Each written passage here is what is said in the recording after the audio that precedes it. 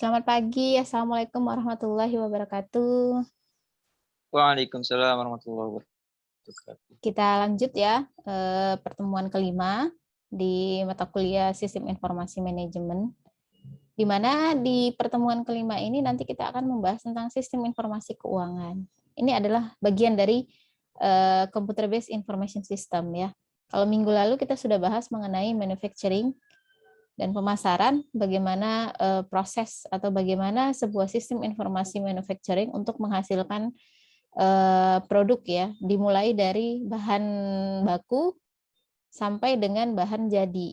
Nah, di sana ada banyak proses yang terjadi. Nah, biasanya di bagian sistem informasi manufacturing dan pemasaran atau di semua sistem informasi yang ada di perusahaan tidak terlepas dengan yang namanya sistem informasi keuangan.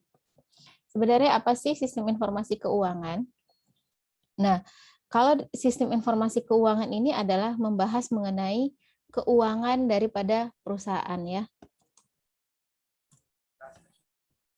Keuangan daripada perusahaan, bagaimana arus kas, bagaimana dana yang ada yang terjadi di dalam perusahaan tersebut itu diatur, itu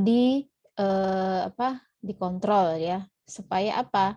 Supaya terlihat di sana bagaimana dana yang masuk, bagaimana pendapatan yang masuk, bagaimana pengeluaran yang ada di dalam perusahaan tersebut. Nah, kalau kita lihat di sini ada definisi daripada sistem informasi keuangan, ini adalah merupakan sebuah suatu subsistem dari Computer Based Information System atau CBIS yang memberikan informasi kepada orang atau kelompok baik di dalam maupun di luar perusahaan mengenai masalah keuangan perusahaan. Jadi yang melibatkan masalah keuangan dari perusahaan. Nanti di sana ada banyak subsistem yang terjadi ya di dalam sistem informasi keuangan ini. Nah, ini adalah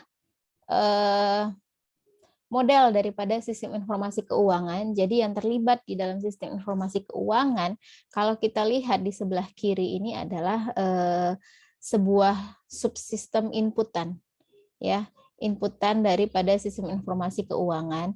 Kita lihat di sini ada yang namanya sistem informasi akuntansi dan subsistem audit internal. Ini adalah sumber dari internal, artinya sistem ini adalah yang ada di dalam perusahaan. Kemudian nanti ada yang dari subsistem intelijen keuangan. Ini adalah yang berada dari sumber eksternal atau dari luar. Artinya inputan untuk sebuah sistem informasi keuangan ini bisa diambil baik dari sumber internal atau di dalam perusahaan maupun sumber eksternal atau di luar perusahaan. Nah, dalam sistem informasi akuntansi nanti kita akan melihat adanya yang namanya sebuah sistem informasi akuntansi ini nanti menyediakan data input bagi aplikasi keuangan ya, bagi aplikasi keuangan. Ada akuntansi di sana. Biasanya kalau di akuntansi kita sering mendengar kata-kata debit ataupun kredit ya, arus kas masuk dan kas yang keluar daripada perusahaan tersebut. Kemudian di sana juga ada yang namanya subsistem audit internal ya. Ini nanti akan membantu si sistem informasi akuntansi ini menyediakan data dan informasi internal untuk melakukan yang namanya audit ya, melakukan audit. Nanti kita lihat di belakang audit sebuah perusahaan itu bisa dilakukan secara internal maupun secara eksternal. Ada beberapa jenis ya audit itu. Kemudian dalam model sistem informasi keuangan juga ada yang namanya subsistem intelijen keuangan. Ini nanti mengumpulkan informasi mengenai keuangan di perusahaan ataupun pemegang sahamnya ataupun pemilik daripada perusahaannya. Jadi ini berhubungan dari dana sumber yang dari luar ya, pihak dari luar, misalnya pemegang sahamnya atau misalnya pemilik perusahaannya atau uang masyarakatnya. Nah, itu di dalam subsistem intelijen keuangan. Kemudian diproses sehingga menghasilkan sebuah outputan yang terdiri dari subsistem peramalan, forecasting ya, untuk meramal Biasanya kalau dalam peramalan ini adalah jangka panjang ataupun jangka pendek, bagaimana kondisi keuangan perusahaan ini jangka panjangnya seperti apa, ataupun jangka pendeknya mau seperti apa. Kemudian nanti ada yang namanya output dari sistem informasi keuangan perusahaan ini adalah outputnya adalah subsistem manajemen dana. Ini yang berkaitan mengenai arus dana yang ada di perusahaan tersebut. Kemudian nanti ada yang namanya output dari sistem informasi keuangan adalah subsistem pengendalian. Ini menyiapkan anggaran operasi tahunan ataupun mengendalikan dana perusahaan supaya dananya ini tetap ada. Jadi dibutuhkan adanya perencanaan anggaran sehingga nanti perusahaan tersebut tidak mengalami yang namanya kekurangan dana ataupun dananya cukup untuk melakukan sebuah kegiatan yang ada di dalam perusahaan tersebut ya. Ini nanti yang akan dilihat oleh si user atau si pemakai ini.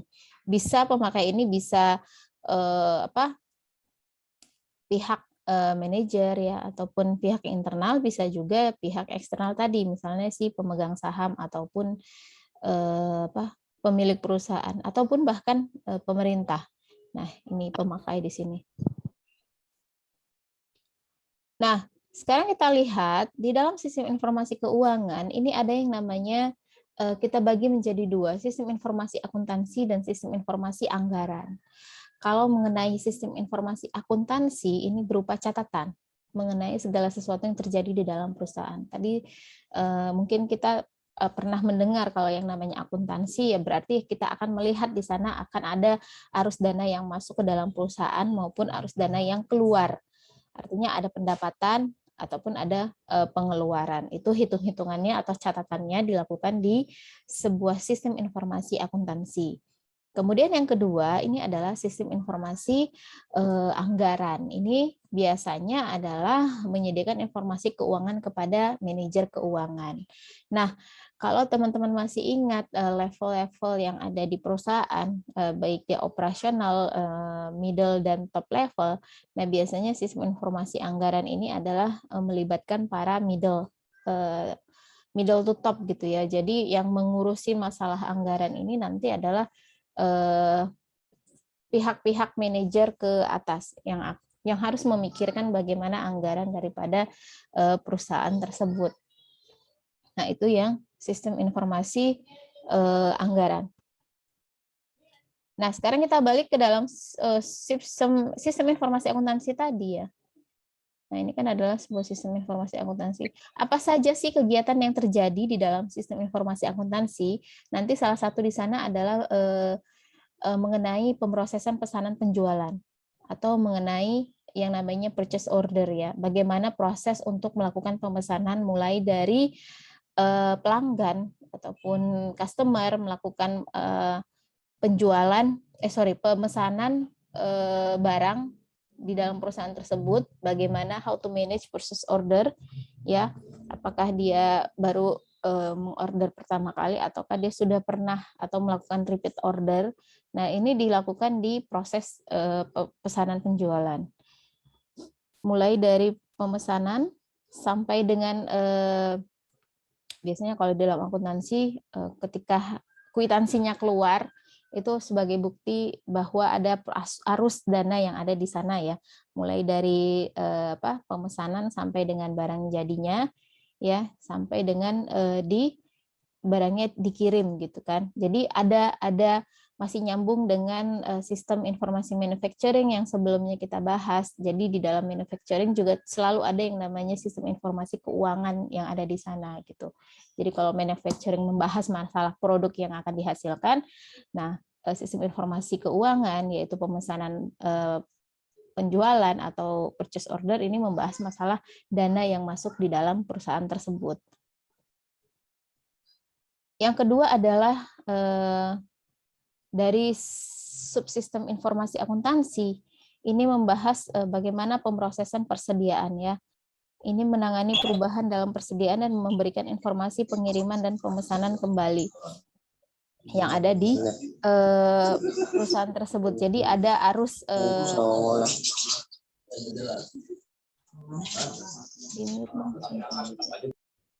nah, ada apa namanya perubahan persediaan dalam memberikan informasi pengiriman, dan ada proses persediaan barang di sana ya, ada proses masalah apakah ada barang atau tidak ada barang, itu masuk ke dalam subsistem informasi akuntansi. Kemudian yang ketiga ada yang namanya general ledger atau buku besar ya. Ini menangani masalah laporan ya. General ledger itu biasanya adalah laporan bisnis yang bersifat periodik. Yang bersifat periodik artinya apakah laporan ini dibuat per minggu, per bulan, ataupun per 2 minggu, per semester ya, 6 bulan, ataupun per triwulan, misalnya per 3 bulan. Nah, itu dibuatkanlah sebuah catatan laporan hasil dari proses atau hasil dari informasi keuangan yang ada di perusahaan tersebut, buku besar ya. Mungkin kalau teman-teman yang kuliah, yang SMA, waktu kuliah, waktu pelajaran akuntansi kan suka ada yang namanya buku besar atau general ledger. Biasanya kita kebiasaannya ketika melakukan perhitungan ya, atau misalnya debit kredit, kalau duitnya nggak ada itu sulit menghitungnya, benar nggak? Tapi kalau duitnya ada itu, wah, hitung-hitungannya cepat. Nah seperti itu. Jadi anak-anak akuntansi biasanya melakukan yang namanya ini, pembuatan bagaimana sih membuat laporan secara periodik ya, misalnya per minggu ataupun per bulan misalnya kan, bagaimana membuat arus kas yang ada di sana mulai dari dana masuk, debit sampai dengan kredit atau dana yang keluar, hasilnya tuh harus sama, nggak boleh nggak sama. Kalau nggak sama nanti dikatakan bahwa kita membuat laporannya tidak benar atau salah, mungkin ada yang salah di sana, ada yang terlewati misalnya ya. Nah, itu di buku besar. Ini bagian dari subsistem informasi akuntansi. Kemudian ada yang namanya piutang dagang, account payable. Subsistem yang mencatat piutang pelanggan dan menghasilkan faktur, pernyataan pelanggan, bulanan, serta laporan manajemen kredit. Jadi perhitungan piutang dagang. Kita pernah mendengar ada kata hutang dan piutang. Piutang itu berarti adalah pihak pelanggan yang belum melakukan pembayaran. Jadi kita harus catat bagaimana piutang pelanggan tersebut. Untuk menghasilkan ini, hasilnya nanti adalah sebuah faktur ya, atau pencatatan pelanggan bulanan serta laporan manajemen kredit. Jadi kadang-kadang kalau ketika melakukan proses pemesanan barang gitu, kita catat dulu apa pesanannya, berapa biayanya kita bikinkan, tetapi pihak pelanggan belum melakukan yang namanya pembayaran. Maka dari kita sebagai pihak perusahaan, kita akan mencatat piutang pelanggan itu berapa gitu ya. Nah itu, ini yang account payable. Nah kemudian kita lihat bagian kedua dari sistem informasi keuangan itu ya adalah sistem informasi anggaran. Ya, ini bagaimana sih menghasilkan sebuah anggaran, atau bagaimana sih kita membuat anggaran di dalam perusahaan, itu ada pendekatannya. Ada yang namanya top down approach, ada yang namanya bottom up approach ya, dan ada nih yang namanya pendekatan partisipasi. Kalau kita lihat yang pertama, pendekatan dari atas ke bawah, itu berarti kan top down approach. Dari atas, berarti kalau dari atas adalah eksekutif yang menentukan jumlah anggaran dan kemudian menekankan jumlah tersebut pada tingkat yang lebih rendah. Jadi pihak eksekutif yang akan menentukan, oke, anggaran tahun 2022 nanti adalah, misalnya nih, anggaran perusahaan dari sisi keuangan di tahun 2022 nanti adalah sekitar 500 juta misalnya ya. Nah, itu eksekutif sudah menentukan anggarannya di sana. Barulah kemudian pihak-pihak bawahnya, misalnya manajer, kemudian ke pihak operasional itu nanti akan membagi. Pokoknya bos bilang 500 juta. Kita harus bagi-bagi berdasarkan kebutuhan anggaran masing-masing departemen, berapa yang harus kita anggarkan. Itu yang namanya top down approach. Jadi sudah ditentukan oleh pihak eksekutif. Kemudian ada yang namanya pendekatan yang bottom up. bottom up ini adalah pendekatan dari bawah ke atas ya, dari bawah ke atas. Proses penganggaran dimulai pada tingkat organisasi terendah. Jadi dari sisi operasional sudah membuat anggaran. Jadi biasanya pihak-pihak masing-masing departemen akan bikin anggaran. Misalnya departemen A berapa anggarannya, departemen B berapa, itu terus sampai ke pihak eksekutif nanti hasilnya berapa anggaran yang dibutuhkan. Jadi biasanya ketika melakukan membuat sebuah anggaran itu dilakukan adalah beberapa, jangan sampai misalnya untuk anggaran 2022 itu udah dibuat dari tahun 2021, menghasilkan anggaran berapa yang akan kita butuhkan untuk tahun 2022. Itu dilihat dari kegiatan apa yang kita lakukan di 2022 nanti gitu ya. Jadi membuat anggaran seperti itu. Anggaran itu biasanya tidak dilakukan pada saat real time, enggak, tapi sebelum-sebelumnya dilakukan. Itu yang pendekatan dari bawah ke atas atau yang bottom up approach ya. Kemudian nanti ada yang namanya pendekatan partisipasi. Berarti pihak yang akan menerima dana ikut berpartisipasi dalam menentukan tingkat dananya. Jadi berbarengan berdiskusi menghasilkan dana berapa, misalnya dia ingin membutuhkan dana anggaran 2022 itu berapa, itu didiskusikan atau ikut berpartisipasi dalam menentukan tingkat dananya berapa. Nah, ini adalah approach in budget ya, atau proses pendekatan daripada budget atau anggaran yang akan ditentukan untuk tiap perusahaan ya, dari sisi sistem informasi keuangannya berapa anggarannya. Karena biasanya urusan dana ini akan sangat rumit sekali gitu. Kadang-kadang kita membuat anggaran belum disetujui anggaran seperti itu. Atau misalnya kita bikin anggaran nih, kayak misalnya sebelumnya ya, misalnya sebelum pandemi, perusahaan itu membuat anggaran berapa, anggarannya di 2020. Ternyata terjadi pandemi kan, maka bisa jadi terjadi yang namanya pemangkasan anggaran atau anggarannya dipotong. Anggaran yang dipotong atau anggarannya dialihkan ke hal yang lain, misalnya seperti itu. Itu adalah hal-hal yang terjadi di luar dari sebuah perencanaan anggaran ya, biasanya kayak gitu. Tapi itu harus dipikirkan di dalam setiap ketika melakukan atau setiap membuat sebuah anggaran di dalam perusahaan. Hal-hal yang lain-lain itu dipikirkan. Kayak teman-teman misalnya organisasi kan kadang suka bikin anggaran nih, anggaran dana berapa. Kita suka bikin ada lain-lain itu berapa. Lain-lain itu kan adalah sesuatu hal yang di luar dari rencana yang akan kita bikin gitu kan. Kalau tidak membuat hal seperti itu, nanti kita bisa kekurangan dana gitu, atau anggaran kita kurang. Makanya perlu ada yang lain-lain di sana berapa. Nah, itu adalah sistem informasi anggaran. Nah, ini adalah tadi saya sudah jelaskan di model sistem informasi keuangan. Ini adalah output daripada sistem informasi. Salah satunya adalah tadi sudah dijelaskan, ada subsistem pramalan, kemudian manajemen dana dan pengendalian. Ada 3 output dari sistem informasi keuangan ya. Nah, satu-satu kita lihat di sini, subsistem pramalan ya, atau meramalkan. Untuk melakukan evaluasi, fungsinya apa sih subsistem pramalan ini? Untuk melakukan evaluasi terhadap kinerja keuangan saat ini dan terproyeksi dalam bisnis. Artinya dilakukan pramalan ya, evaluasi kinerja keuangan saat ini, terus nanti akan sesuai nggak keuangan dengan bisnis yang dijalankan, misalnya seperti itu. Itu adalah pramalan ya, meramalkan atau forecasting namanya. Fakta dasarnya apa? Proyeksi dari masa lalu, kemudian keputusan semi terstruktur dan tidak ada peramalan yang sempurna. Ini fakta dasarnya. Jadi peramalan itu belum tentu hasil ramalan saya ini benar. Enggak, peramalan itu adalah ya udah, kita kalau terjadi alhamdulillah, kalau enggak ya namanya diramal gitu kan. Nah, itu fakta dasarnya. Jenis peramalannya ini bisa jangka panjang maupun jangka pendek. Untuk diramalkan bagaimana keuangan dari perusahaan ini 5 tahun ke depan seperti apa. Kemudian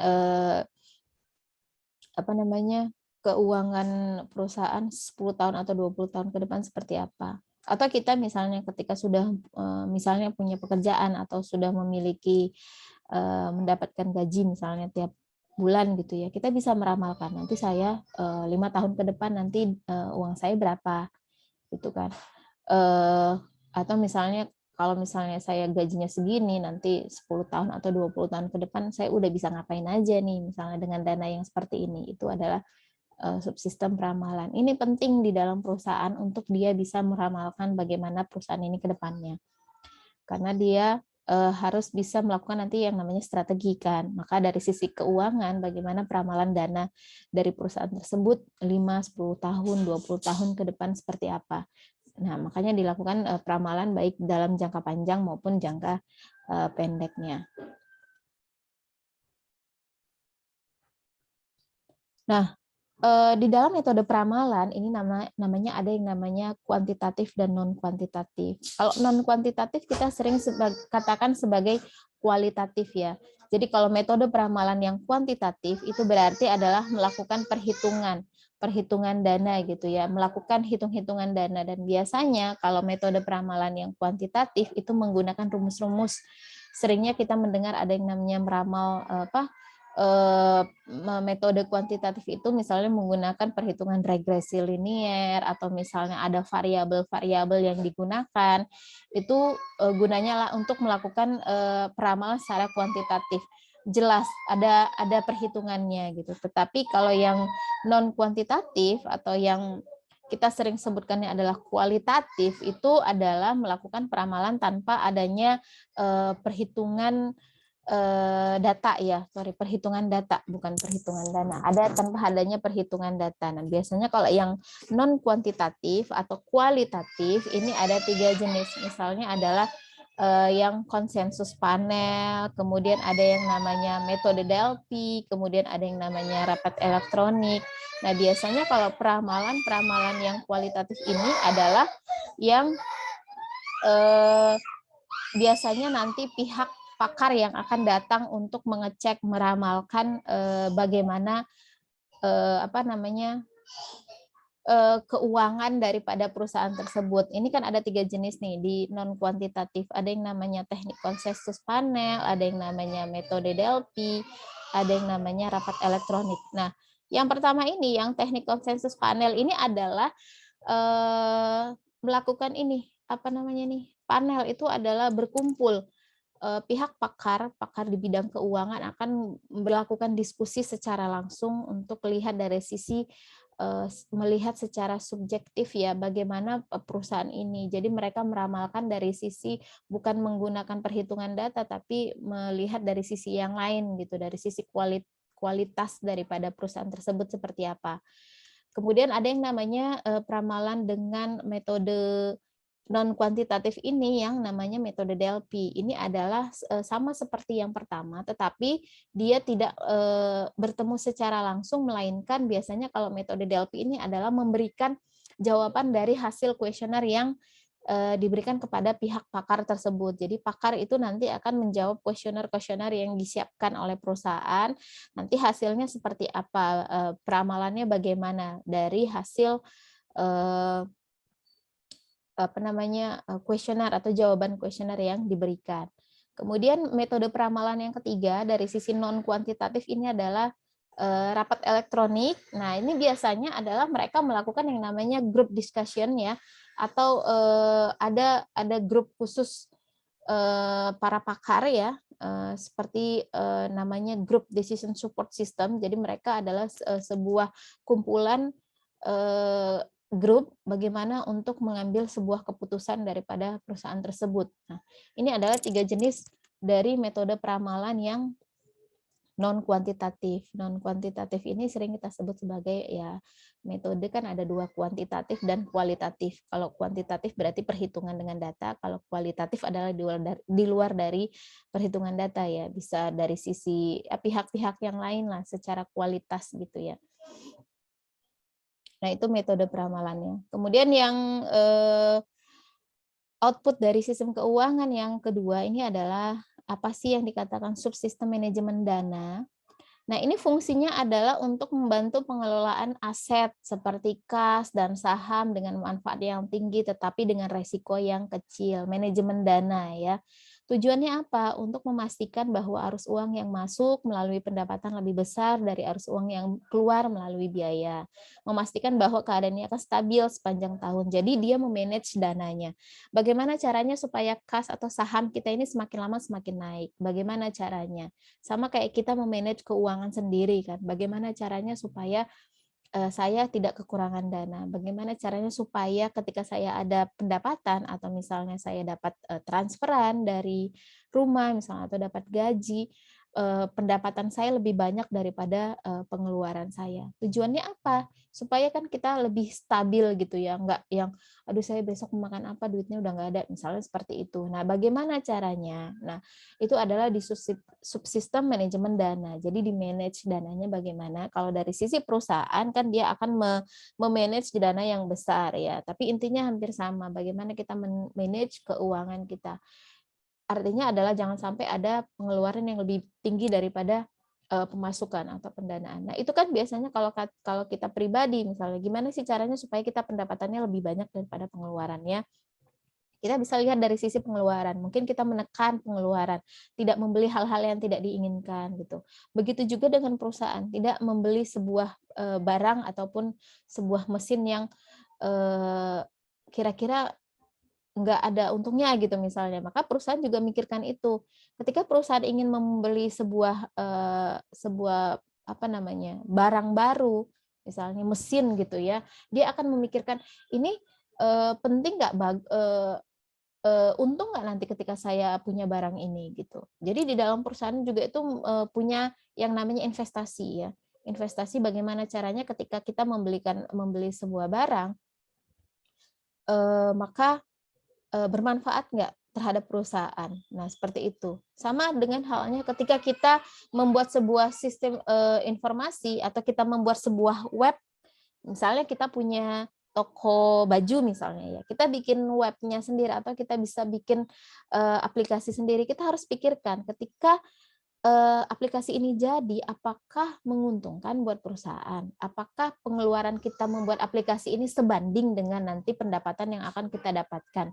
Apakah ternyata ketika kita bikin aplikasi, penjualan barang di perusahaan kita, barang yang pemasukan tambah banyak atau tidak? Nah, seperti itu. Itu yang dikatakan subsistem manajemen dana. Bagaimana caranya mengatur, mengelola aset ya, seperti kas dan saham, supaya nanti manfaatnya tinggi tetapi resikonya yang kecil. Nah, kemudian yang ketiga, output yang ketiga ini adalah subsistem pengendalian ya atau controlling. Fungsinya nanti apa? Ini adalah melaksanakan evaluasi keuangan dan dampak keuangan terhadap pengeluaran modal yang akan diajukan. Pengendalian, mengontrol. Ini masih ada hubungannya sama yang tadi yang manajemen dana ya, controlling. Jadi kalau ngontrol ini adalah melakukan tadi yang saya katakan, ketika ada perusahaan yang ingin membeli sebuah misalnya perusahaan ingin beli sebuah sistem informasi terkomputerisasi, dia kan harus mengeluarkan dana untuk membeli itu. Maka ada untungnya nggak buat perusahaan? Ketika saya mengeluarkan uang, apakah nanti pendapatan saya berdasarkan saya sebuah sistem informasi yang berbasis web ini jadi lebih baik, atau dari sisi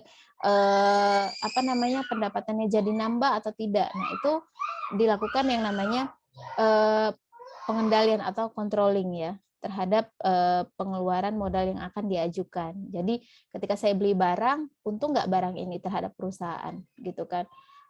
Ada nilai investasinya nggak gitu. Kayak misalnya teman-teman, kalau saya punya dana terus saya mau belikan ke logam mulia misalnya, punya ininya nggak ketika saya mengeluarkan duit untuk beli itu, atau misalnya saya beli emas misalnya, ada untungnya nggak nanti?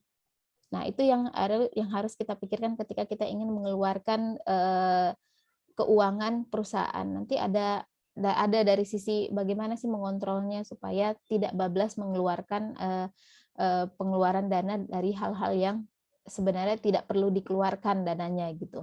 Nah, itu namanya controlling. Nah, selanjutnya kita akan lihat auditor. Auditor ini adalah orang yang bertugas memeriksa catatan akuntansi untuk menguji kebenarannya, diaudit gitu ya, atau dicek kembali apakah catatan keuangannya itu sudah benar atau tidak. Biasanya di setiap perusahaan itu harus punya auditnya atau punya auditornya untuk melihat nih benar nggak catatannya, atau ada yang salah nggak, atau ada yang nyimpang nggak gitu kan. Nah, auditor ini terbagi menjadi dua, ada auditor eksternal dan ada auditor internal. Kalau yang eksternal ini adalah auditor yang diambil atau dari pihak luar ya, yang bekerja. Biasanya auditor eksternal ini adalah memang auditor yang bekerja untuk ngaudit ya, atau kantor akuntansi publik. Jadi sebuah perusahaan audit, banyak ya perusahaan-perusahaan audit. Jadi dia pihak luar yang nanti akan datang ke perusahaan kita untuk melakukan audit ke perusahaan kita, terutama audit keuangannya. Ada juga yang namanya auditor internal, yaitu adalah auditor yang dimiliki sendiri oleh perusahaannya. Jadi dari sisi internalnya. Nah, kalau dari sisi kita mau pilih yang mana, mau audit internal atau yang eksternal, tergantung. Kalau misalnya kita ternyata dananya nggak terlalu banyak, kita tidak perlu menggunakan audit eksternal. Kita cukup menggunakan audit yang internal atau punya internal sendiri.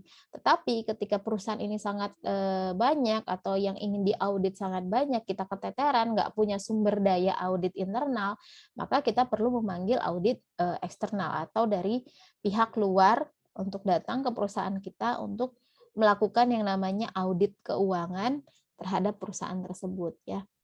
Nah, ini ada auditor internal ini sifat pekerjaannya adalah objektif ya, objektif dan independen ya.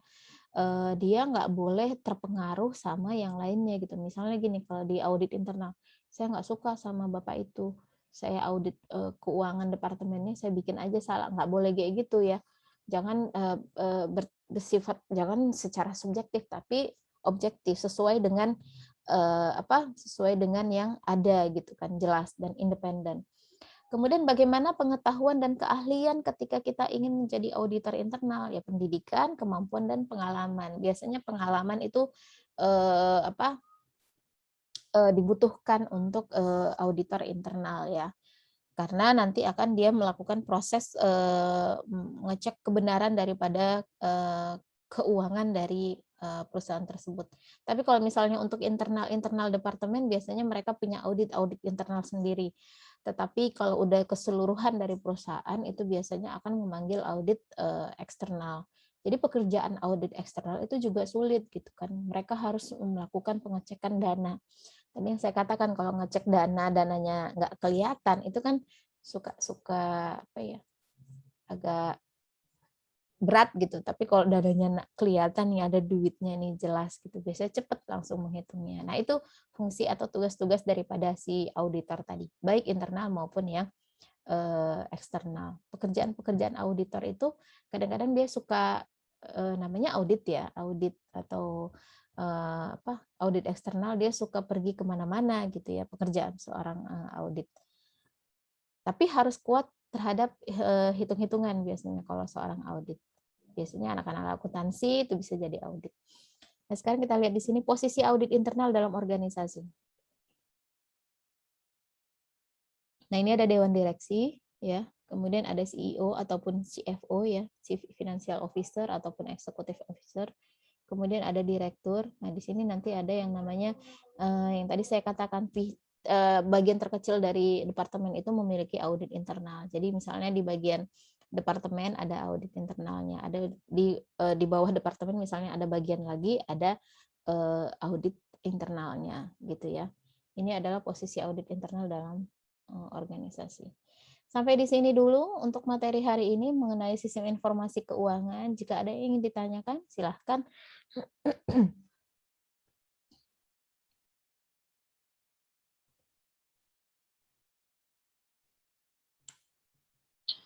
Ayo, silakan yang mau bertanya. Ayo, mau bertanya. Jadi kalau misalnya keuangan ini masih ada hubungannya sama tadi ya. Pokoknya dalam sistem computer based information system itu saling nyambung gitu, saling nyambung satu sama lain. Boleh nanya, silahkan.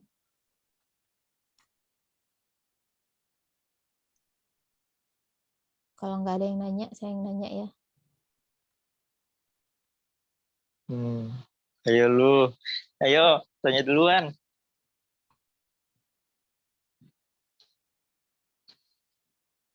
Ayo, kalau tidak ada pertanyaan untuk yang materi hari ini sampai di sini. Nanti saya mau nanya yang lainnya nih. Saya stop ini dulu ya. Untuk yang hari ini materi tentang sistem informasi keuangan sampai di sini dulu. Nanti